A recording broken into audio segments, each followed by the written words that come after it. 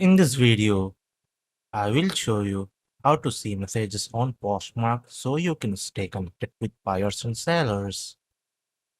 Launch the Poshmark app on your mobile device. Log into your account if you haven't already. Tap the My Account icon in the bottom navigation bar. Scroll down and tap on My Seller Tools.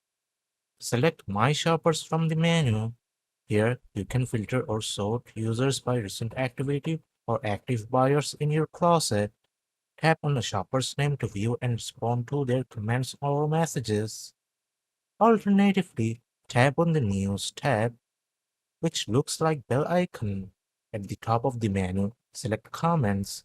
This section displays your full comment history, including all interactions from both buyers and sellers. And that's it.